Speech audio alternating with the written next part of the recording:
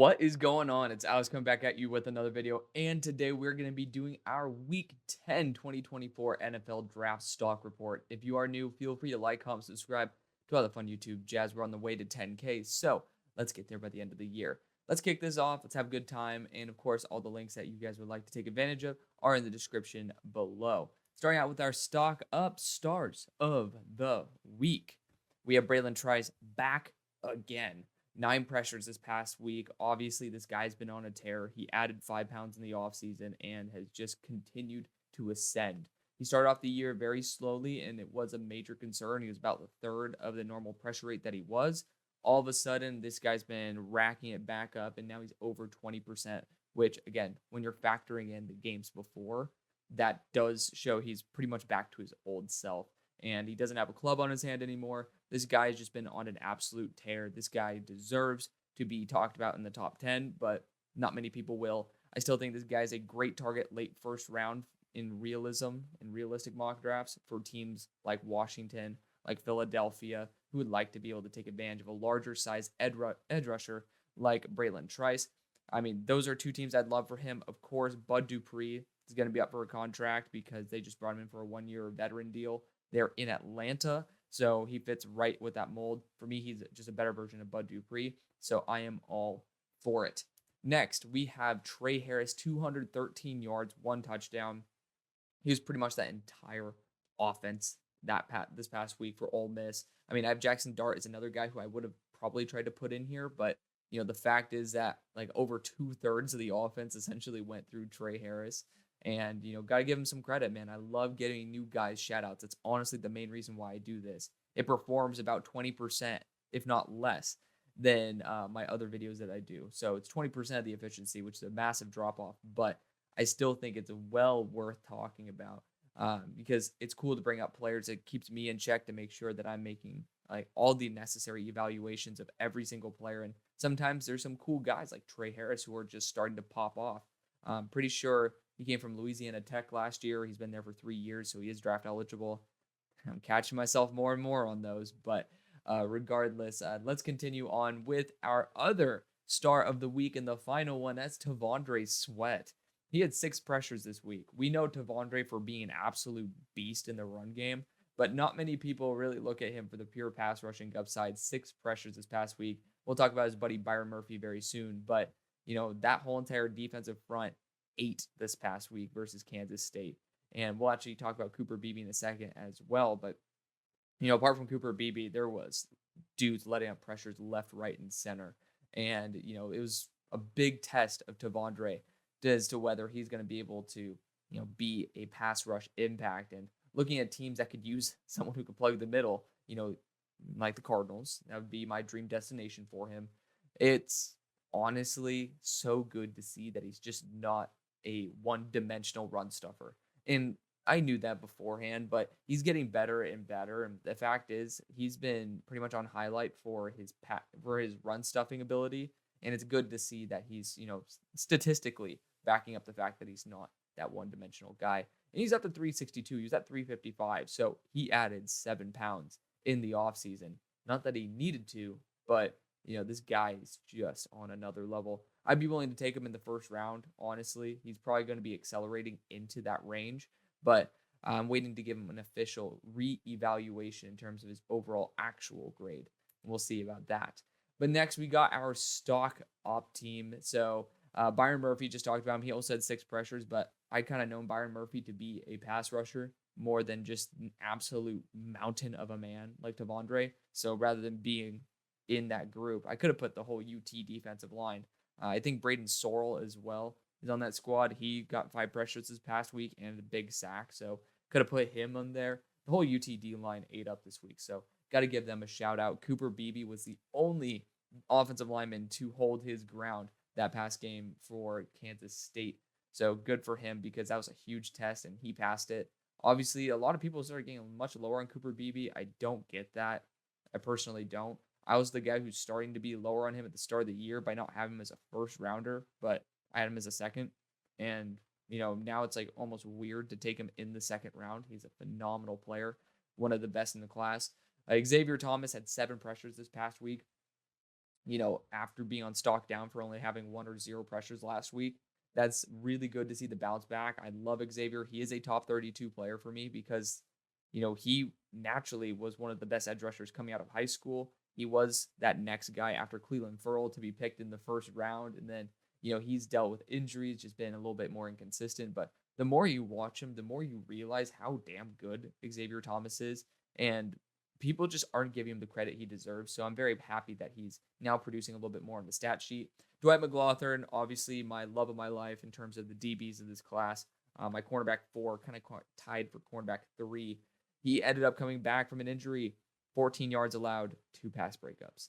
I love that. He ended up showing up, especially when the rest of the DBs for Arkansas are not showing up. He's the one who's been absolutely locked down. So great to see him come back and take advantage. Next, we got Aubrey Burks, 92.1 coverage grade for West Virginia. Obviously, I'm a big fan of West Virginia defensive backs, especially those safeties. You got guys like Tyke Smith, who are formerly West Virginia. And, for me, I love the uniform, so I just got to be a little bit biased there. But Aubrey Burks, phenomenal player. I'm excited to see some All-22 on him because he is draft eligible. And when the safety class, I thought was honestly deeper than it was.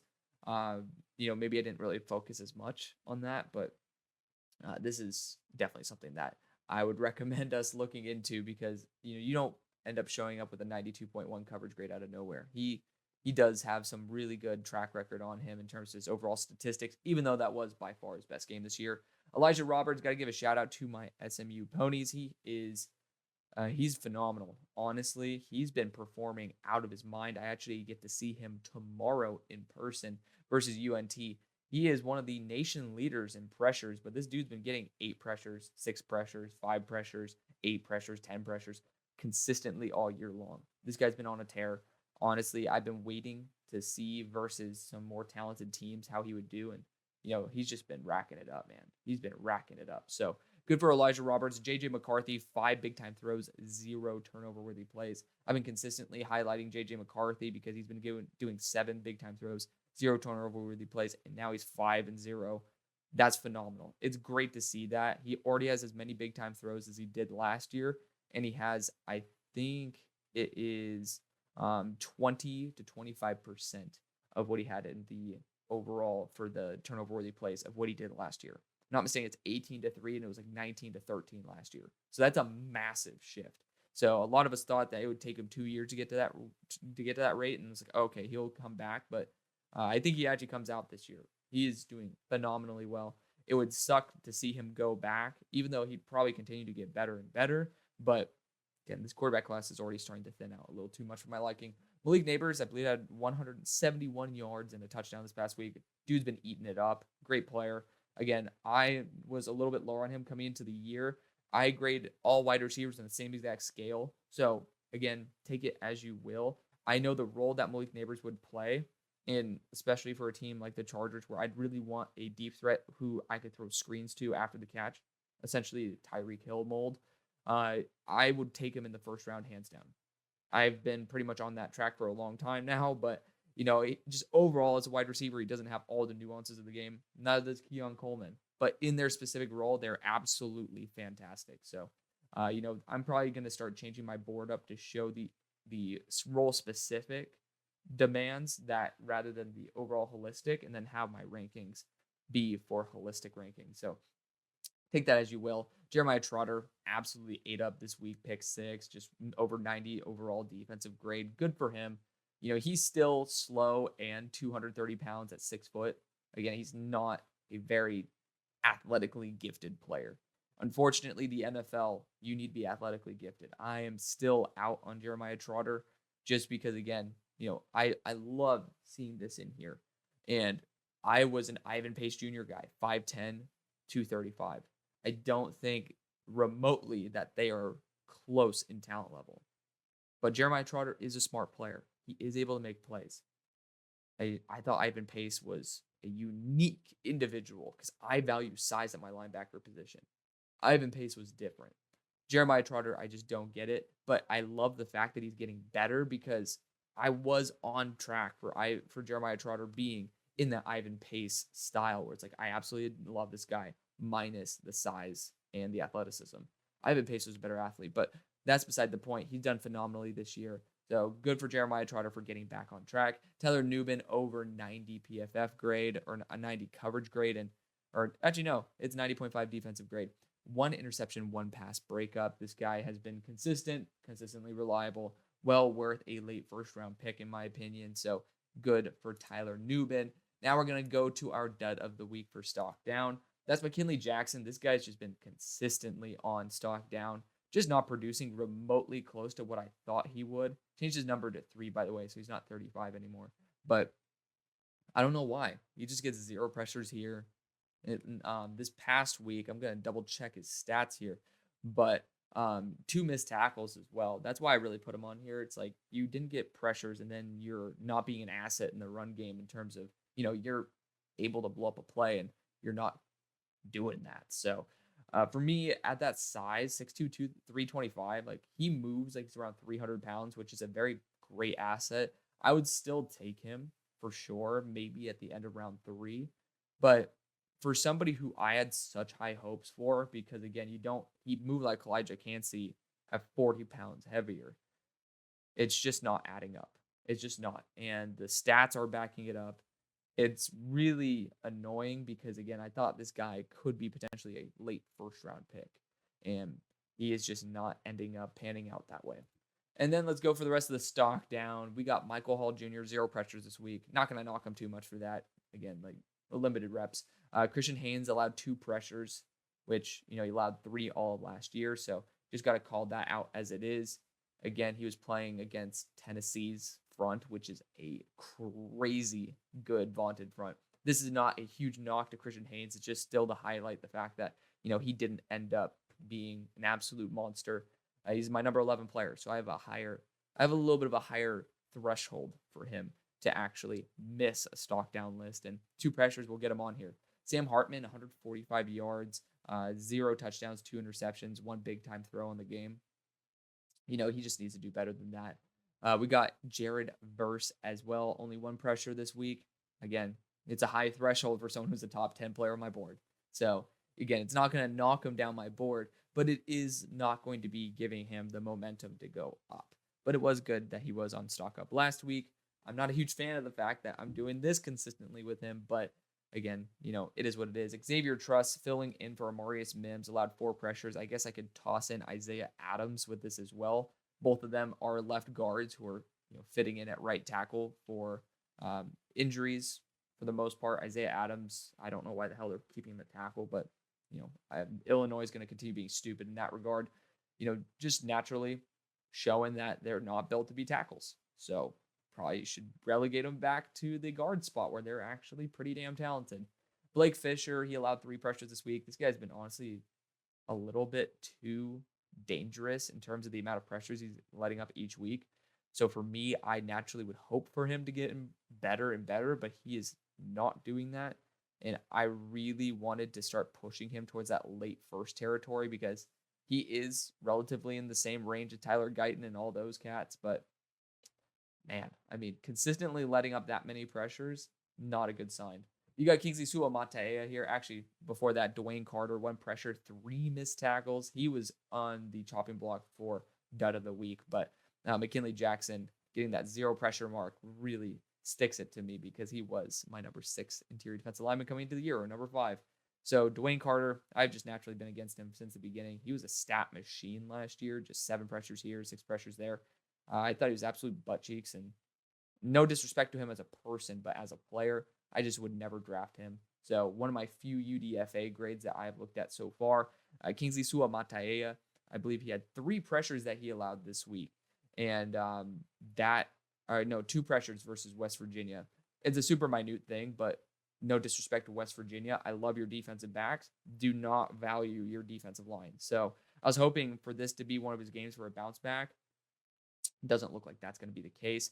I have to toss in JC Latham. I didn't include him on this, but he allowed 3 pressures this week. So, I'm just making sure that we keep everybody on an equal platform because there's a lot of stock down this week, like a lot, almost the same amount as stock up. And it's very easy to find some guys who perform really well, especially in college football. There's going to be dudes who, again, there's a lot of guys who I could have included in stock up, but this stock down list was more than probably any stock down I've had, like including guys like Dallas Turner in there, Leonard Taylor again. Like there's just way too many guys that I value a lot who are not performing well. Keith Randolph, another one. But to continue with the list that's actually on your screen, Fentrell Cypress allowed over 100 yards, 118 yards allowed. Obviously, he's had some pretty damn good weeks in there as well, but you got to, again, hold guys to a higher standard when they are considered a day 2 to day 3 type of guy. Then you got Talise Fawaga. I was pretty much going to put him as the dud of the week, but, again, he's been performing so well during the entire season that McKinley Jackson on the roll, just continuously being on stock down, really gets to me. Allowed 4 pressures this week, and I'm pretty sure that's the same amount that he's allowed all year long. It was versus Colorado. Like, that bugs the hell out of me. I'm going to dig into that tape a bit more to understand why, but, this is the week for offensive tackles to allow a lot of pressures. Joe Alt was one of the bright spots this week, so that's a good sign. And Olu Fashanu, he's been pretty damn consistent since that JT game. So Talise allowing 4 pressures was a big kick in the balls for someone like me who I'm consistently supporting him as a generational level talent. Again, there's that threshold, right? But if I'm going to hold Olu Fashanu and give him 1 mulligan game, I'm going to give Talise 1 mulligan game. People sometimes, they might just wake up, they get pretty poor sleep the night before, or maybe that pre-game meal is not sitting well. Like there's always some BS reason why someone can have a bad game. It's consistency that's the big issue when guys like McKinley Jackson are not performing well. So that is going to be the video. Again, giving a mulligan to my favorite player in the draft. But thank you so much for watching. See you on the far side.